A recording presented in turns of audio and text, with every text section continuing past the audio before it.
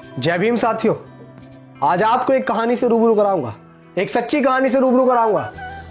बाबा साहेब की एक सच्ची कहानी जिसको सुनकर आप सोचने पे मजबूर हो जाएंगे कि किसी व्यक्ति के अंदर इतना दिमाग कैसे हो सकता है, किसी महापुरुष के अंदर इतना दिमाग कैसे हो सकता है। मैं चाहूंगा आप इस वीडियो को पूरा देखें। जब बाबा साहेब लंदन से बैरिस्टर बनकर पहली बार भारत वापस लौटे और जब उन्होंने कोर्ट के अंदर, कचहरी के अंदर कदम रखा, तो लोगों ने, जितने भी कोर्ट के अंदर और वकील थे, सबने बाबा साहेब को देखकर यह पहचान लिया था कि ये तो वही है जो महार जाति का व्यक्ति है। और ये आज काला कोट पहनकर हमारे कचहरी के अंदर आ गया है। और बाबा साहेब वहां जाकर अपना ठिया ढूंढने लगे। सबके पास अपने अपने ठिए होते हैं बैठने के लिए। जब बाबा साहेब को कोई ठिया नहीं मिला और बाबा साहेब जब ढूंढ रहे थे, तो जो दूसरे वकील थे उन्होंने बाबा साहेब की ओर टोंट कसते हुए, बाबा साहेब की ओर चिड़चिड़ाई मारते हुए बाबा साहेब से बोला, अरे ओ बैरिस्टर, तुम तो बहुत पढ़े लिखे विद्वान हो, तुम्हें क्या जरूरत है कचहरी के अंदर बैठने की, तुम तो बाहर भी कहीं ठिया लगा लोगे, तुम्हारी दुकान चल जाएगी।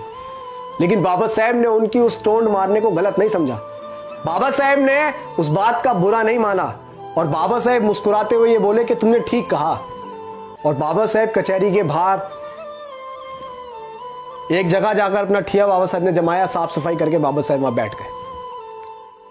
मैं बहुत शॉर्ट में आपको बात बता रहा हूं, कहानी बहुत लंबी है, इतिहास के पन्नों में आप पढ़िएगा। और बाबा साहेब के पास छोटे मोटे केस आने लगे, रोजी रोटी चलती रही, हल्का फुल्का बिजनेस बढ़ा, कारोबार बढ़ा। और उसी दौरान एक सेठ और एक सेठानी का एक बेटा, जो एक लौता बेटा था, उसको फांसी की सजा बोली गई थी। वो सेठ और सेठानी पूरी मुंबई में ऐसा कोई वकील नहीं छोड़ा जिसके घर वो ना घूमे, जिसके पास भी जाते और जिसको भी वो फाइल दिखाते अपने बच्चे की, वो मना कर देता कि तुम्हारा बच्चा नहीं बच पाएगा। उसने बहुत पैसा खर्च कर दिया उस सेठ ने, और वो सेठ ढूंढता ढूंढता ढूंढता पूरी मुंबई को खंगालता हुआ उसी कचहरी के अंदर पहुंचा जिस कचहरी के बाहर बाबा साहेब बैठे हुए थे, हमारे मसीहा डॉक्टर भीमराव अंबेडकर बैठे हुए थे। और जब उस कचहरी के अंदर उस सेठ ने अपने बच्चे की फाइल को दिखाया, एक लौते बेटे की फाइल को दिखाया, तो किसी भी वकील ने उसकी फाइल लेने से इनकार कर दिया कि इसमें कुछ नहीं हो सकता, तुम्हारे बच्चे को कोई नहीं बचा सकता है। उस सेठ ने ऐसे ऐसे बड़े बड़े वकीलों को दिखाया जो कानून को अपना घर मानते थे, जो ये बोलते थे कि कानून तो हमारी मुट्ठी में है। ऐसे ऐसे वकीलों को वो फाइल दिखाई, लेकिन सबने उस फाइल को देखकर इनकार कर दिया। और उस कचहरी के अंदर जो वकील बैठे हुए थे, कुछ वकीलों ने फिर से बाबा साहेब के ऊपर टोंट कसते हुए बोला कि अरे सेठ, तुम्हारा केस तो वो लड़ेगा, वो जो बाहर बैठा हुआ है, वो महार जाति का व्यक्ति, वो बहुत विद्वान है, वो पढ़ लिख कर आया है। वो बाबा साहेब पर टोंट कस रहे थे, हमारे मसीहा पर टोंट कस रहे थे, वो हमारे मसीहा पर चिड़चिड़ाहट मार रहे थे। और जब, क्योंकि सेठ जो है वो मन से रो रहा था, उसे एक आशा की किरण चाहिए थी बस, क्योंकि उसका एक लौता बच्चा जिंदगी और मौत के बीच में अटका हुआ था। और जब उस सेठ ने सुना, उस वकील ने उस सेठ से बोला, तो सेठ उसकी बात मानकर वहीं पहुंच गया बाबा साहेब के पास, और उसके बाबा साहेब के चरणों में जाकर वो जा लौटा और बोला कि हे बैरिस्टर, हे बाबा साहेब, मेरे बच्चे को बचा लो। तो बाबा साहेब ने बोला, सेठ उठो, मैं क्या कर सकता हूं, मैं क्या मदद करूंगा। ये फाइल तुमने किसी और व्यक्ति को, किसी और वकीलों को दिखाई होगी, उनको, उनके पास जाओ, मेरे पास क्या करने आए, मैं क्या करूंगा, मैं तो एक महार जाति का हूं, मैं क्या करूंगा, मैं तो नीच जाति से हूं ना। सेठ, आप बड़े बड़े वकीलों को दिखाओ। तो सेठ ने बाबा साहेब की शक्ल देखकर बोला कि नहीं, अगर मेरे बच्चे को कोई बचा सकता है तो बैरिस्टर आप बचा सकते हैं, वरना पूरी दुनिया की ताकत कोई मेरे बच्चे को नहीं बचा सकती। ये मैं आपका चेहरा पढ़कर बता रहा हूं कि बाबा साहब मेरी बात आप मान लीजिए, बैरिस्टर मेरी बात मान लीजिए, क्योंकि मैं तो एक बाप हूं, मैं उस पीड़ा को सहन कर लूंगा।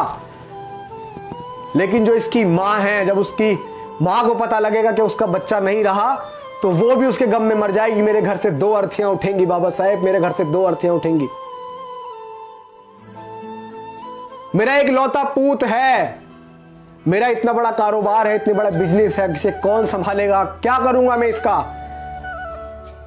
जब बाबा साहेब ने सुना कि उसकी मां मर जाएगी, तो बाबा साहेब को वो बात याद आई कि जब बाबा साहेब छोटे से थे,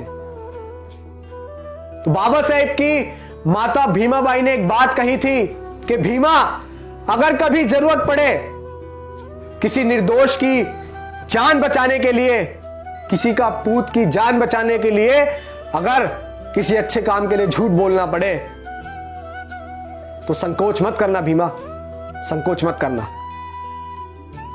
और बाबा साहेब ने फाइल देखी और बाबा साहेब ने फाइल देखकर बोला कि सेठ ये बताओ, ये फाइल तुमने अब से पहले किसी और वकील को दिखाई?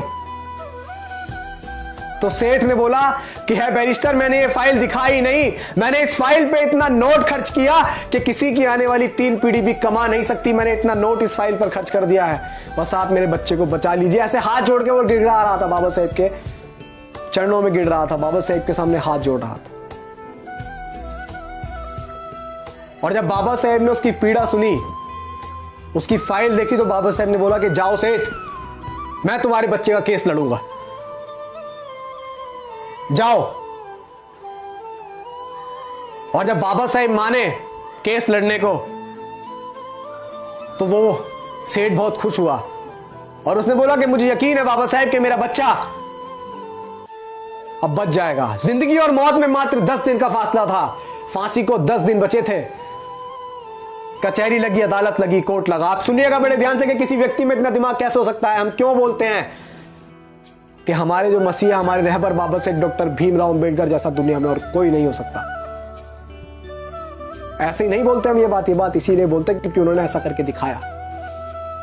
उनके दिमाग की बड़े बड़े लोग दाद दिया करते थे, किसी व्यक्ति के अंदर दिमाग कैसे हो सकता है।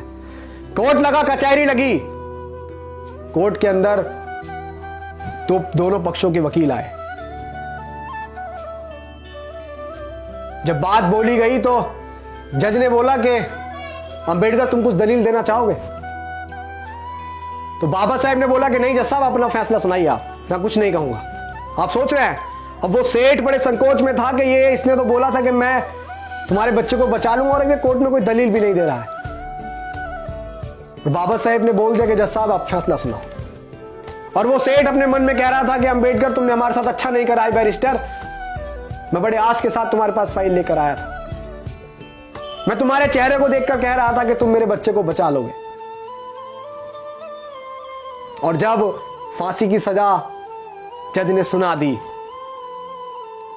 और जब उसको लेकर गए, सुनिएगा बड़े गौर से और इस वीडियो को ज्यादा से ज्यादा शेयर भी कीजिएगा, जब उस लड़के को फांसी की ओर लेके गए और उसके गले में फंदा डाला ही था, तो बाबा साहब ने बोला बस जज साहब, बस आपने फांसी की सजा दी थी, आपने मौत नहीं दी थी।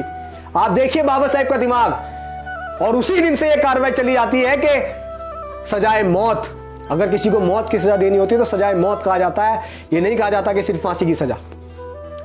बाबा साहब ने कहा कि बस जज साहब, आपने फांसी की सजा दी थी, आपने मौत नहीं दी थी। और यह दिमाग देखकर बड़े से बड़े बैरिस्टर, बड़े से बड़े जो लोग बाबा साहब पे टोंट कसते थे, जो हमारे मसीहा को नीच अछूत बताते थे, जो महर जाति का बताते थे, वो लोग चुप हो गए। और हमारे बाबा साहब शेर की तरह उस बच्चे को छुड़ाकर उस मां के पास लेके गए कि ये ले तेरे तेरा बच्चा। और बाबा साहब ने उस निर्दोष की जान बचाई। ऐसे थे हमारे मसीहा। और हमारे मसीहा ने हमें बहुत अच्छा जीवन देने के लिए बहुत कुछ सहा है। तो आप सभी से गुजारिश है कि बाबा साहेब की मूवमेंट में हिस्सा बनिए, इस मूवमेंट का हिस्सा बनिए और समझिए कि बाबा साहेब का कारवां क्या था, उनकी कुर्बानियां क्या थी। किताबों में पढ़िए। जय भीम, जय भारत।